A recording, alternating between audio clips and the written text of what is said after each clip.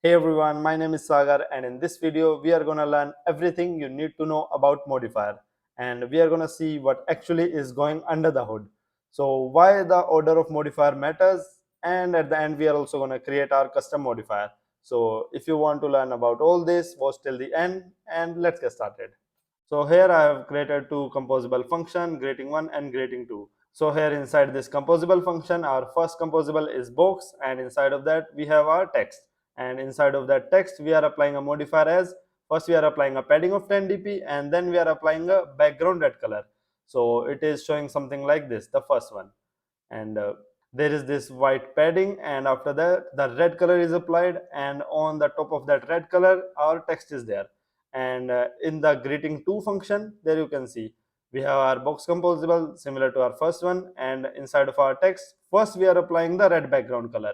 So first the red background is applied all over our composable, and then a padding of 10 dp, and after that only the text is applied to it. So only the order is changed from our first composable, and that makes a big difference. But why is that? So to learn about that, you first need to understand how the composables actually work. We will explore that also, but if you want to learn about composables, recomposition and all that stuff, I have created a separate video for that. I'll add the link in the description.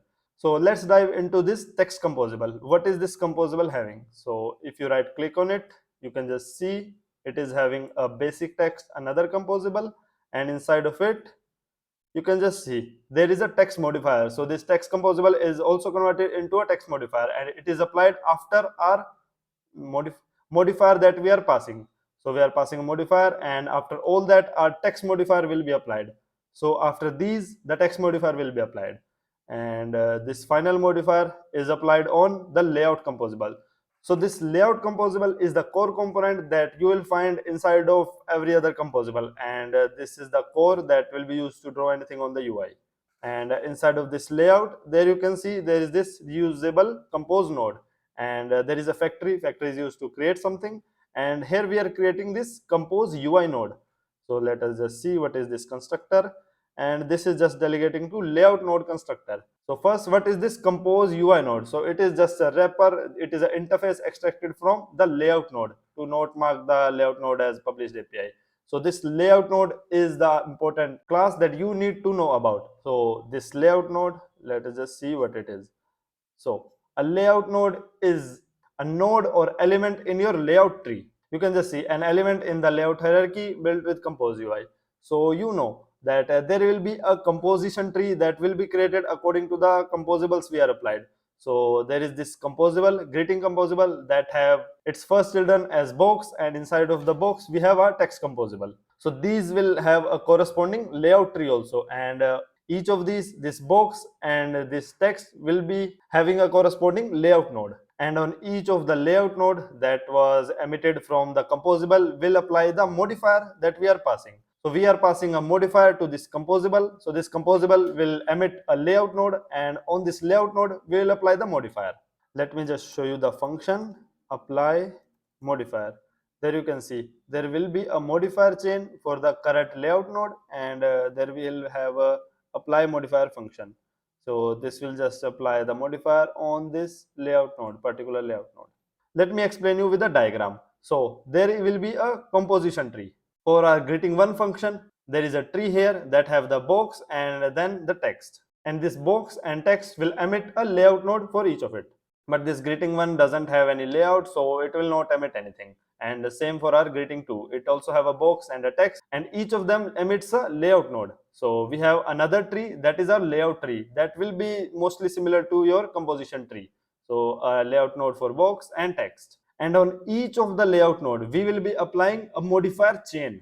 So there will be a chain, or you can say a linked list of all the modifier elements that you are applying.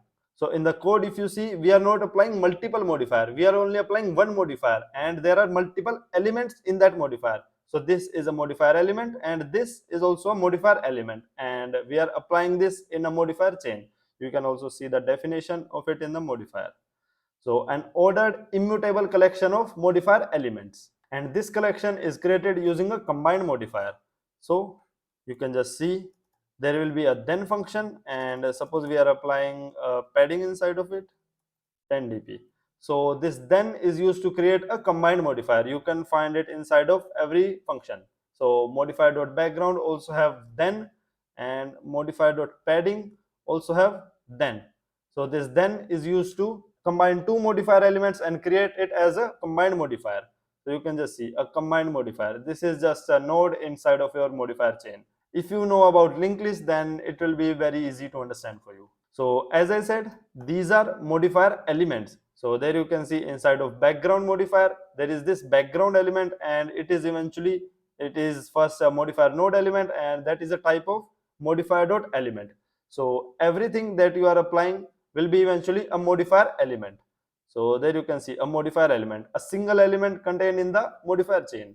Okay, so now you know what is a modifier element, but this is not used directly anymore because there were a lot of performance issues that are not there anymore, and I will also explain you all that part. So now we know why the order actually matters, because this is a linked list and we will iterate on the each element one by one. So first we will apply padding, and then we will apply background, and this text will be also applied as a modifier. So that will be applied at the end as a text modifier, and that modifier chain will be applied on our layout node. I hope this diagram explains everything. There is a layout node, and each layout node will have its modifier chain. But there are some other classes that we also noticed. So if we see the background, then we are not actually directly having our modifier element. We are having a background element that is a type of modifier node element. So let us just write whatever we saw. So we know what a modifier is. It is an immutable collection. We know what a modifier.element is. It represents an element in the chain. We know what a combined modifier is. You can consider it as a pair of two modifier element in the linked list chain. And then we have this modifier node element. And we also have inside of this modifier node element, there you can see what is this modifier.node. So inside of this background element, you can see we have the create function and update function, and here we are creating a background node which is a type of modifier node. So what are all these? We have to also see them. Modifier.node. So these two are new stuff that we need to see what is the use of them, and to understand the need of them, let me show you how it used to be for our background modifier. So you can just see inside of the background modifier we have background element and we have background node. So all these are new stuff, and previously how it used to be. So there you can see this is the official Android X GitHub repository, and inside of this we have this background.kt class. Let me zoom in. So we have this background modifier, and it is here not creating a background element, it is directly creating a background class object. So there it is, the background class object, and inside of this we are doing all the worker thing that we will need to do. So here we are directly doing everything inside of this background class, and it is a type of draw modifier. So draw modifier is a type of our modifier element. You can just see, there you can see a draw modifier is simply just a modifier element. So that means our background class is simply a modifier element, and we are doing all the heavy lifting directly inside of modifier element. And that is a big issue, because modifier element will be recreated on every recomposition, and that means we are doing all the heavy lifting on every recomposition. So this is a big performance issue. That means we cannot do every heavy lifting inside of our modifier.element. You can better understand with the diagram. So inside of previously how it used to be, we have a greeting function, box and text. This is a composition tree, and this is our layout tree, and we have our modifier for our layout node. So a padding and a background, and previously we are directly using a modifier element. So a modifier element will be in our chain itself. So this will be a chain of modifier element directly, and this will be recreated on every recomposition, and that means we are doing heavy lifting on every recomposition. So this should not be the case. We should not heavy lift on every recomposition. We should save something, and we should be able to reuse the stuff on every recomposition. First of all, this layout node is not recreated on every recomposition, because for one box there will be one layout node, for one text there will be one layout node. So we don't need to recreate them on every recomposition, but modifier values can change. We might need to update them, but it is not necessary to recreate them on every recomposition, and that is why the concept of node is introduced. You can also see the official Android developers pull request that introduce this change. So for this background class, previously it used to be just a simple background class and draw modifier, but now after this change, this will be a background element. So this is what improves the performance, because a background element does not directly do the heavy lifting. It delegates it to a background node, which is a type of modifier node. So I will be explaining that. You can also see in the Android Studio, so a background element just creates and updates. So it creates a background node class which will sustain inside of our layout node. And you can see it can do all the heavy lifting, it can have variables, it can do all the calculations and whatever you want. So this background element, this modifier node element, is just a simple abstract class that will manage the instance of our node. So you just need to implement these two functions, create and update. So it will create a background node which is a type of modifier node, and it can also update the values because these are all mutable values. So this modifier node element manages instance of node, specifically Modifier.Node. So what actually is this Modifier.Node? Let us just see. So this modifier node is the actual worker that will do all your heavy lifting. So you can just right click on this node.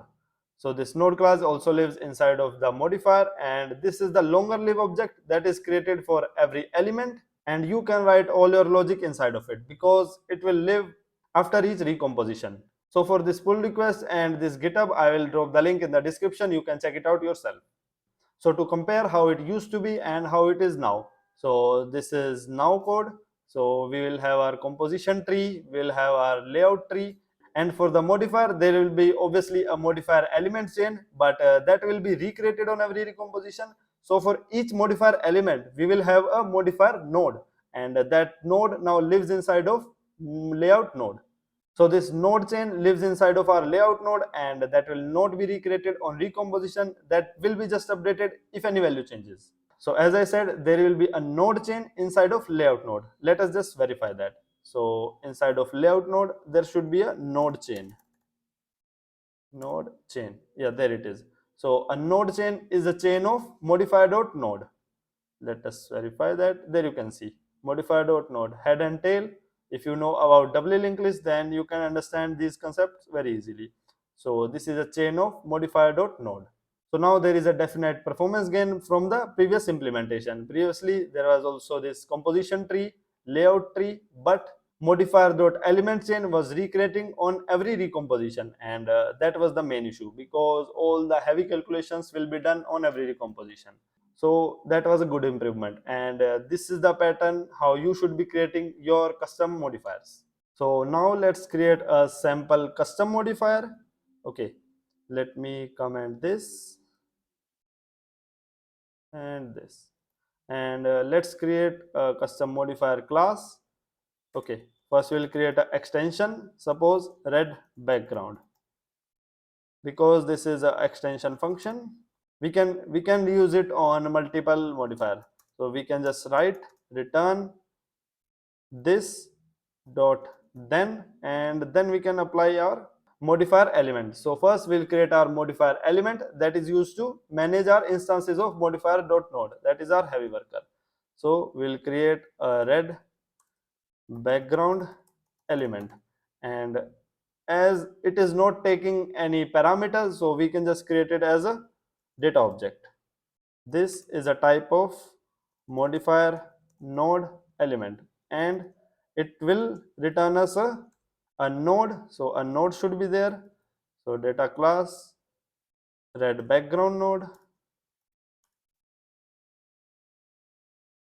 and that is a type of modifier.node. And extending this class means that this will now act as a node inside of our layout node, and now we need the behavior of it. So we will write draw modifier node. So this gives us the draw behavior. So we will implement the draw function, and we will give it a default constructor. and this doesn't need to be a data class. Okay, so we will just draw our, suppose, a rectangle of red color, and then we can draw our content. So this is what our red background node will do, and this will not run on every recomposition, but element can rerun or recreate on every recomposition. So there should not be any heavy lifting inside of this element. So this returns us a, this is a type of red background node, and let's implement these two. So create will just return us a red background node, and there is nothing to update inside of this because there is no mutable value that we are passing, so you can just skip it. Don't worry, after this I will also show you a complex example. So I think that is it. We can just apply our red background on to this. So let me reload, and there you can see this is our first preview, and it is looking exactly how it was. So red background, first we are applying a padding of 10 dp, there you can see the white background, and after that a red background custom modifier. So this can be recreated and this will survive. I hope everything is clear. Now let's jump to a complex example. Before that, there is one thing left, and that is this compose function. So whenever we want any modifier to interact with our composable states, like in this example, we could have used the compose function, and there is this factory, and this is in composable scope, and this will just return us a modifier, and you can also see the definition of it. So declares a just-in-time composition of a modifier. That means this will run during composition phase, and that means we won't be able to skip recomposition, and that means this is also not good for our performance. And whatever you are doing here, you can now do it with the node. So whatever capability you can access here, now there is behaviors for your node classes. So if you want to observe any local state or remember anything, so you just don't need to remember, actually you can just create a variable for it. So everything is possible with these Modifier.nodes. Now let's see a complex example. So this is open source repository, revenuecat.purchases Android, and there is a placeholder kt that have a custom modifier, a placeholder modifier.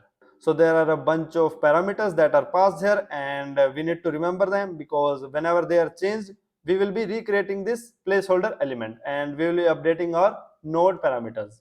So you can just remember them directly here, or you can just create a utility function like this remember placeholder. So inside of this, there you can see they are just remembering all the values and creating a placeholder. So you can just do how they are doing it, or just keep it simple. So there we got a placeholder, and then we are creating a placeholder element. So a placeholder element should be down here. So a placeholder element is having a placeholder, and we are directly passing it to placeholder node, which is our actual worker. So this will do all the heavy lifting. So placeholder.node. So this will survive all the recomposition, and what we are doing is we are just drawing. So placeholder.draw is called, and a placeholder class just have a draw utility function that we are calling on the draw scope. So we are doing using all the parameters, we are just drawing whatever we want, and that won't give us any performance issue anymore because it is inside of placeholder node. So I hope everything is clear now. What is the difference between modifier, element, combined modifier, modifier node element, modifier.node, layout node? If anything is unclear, you can comment and I will definitely reply to you. And also let me know if I missed anything related to modifier. And that is it for today. I hope you like this video. If yes, make sure to subscribe the channel. There will be definitely more deep dive videos coming soon. So thank you for watching.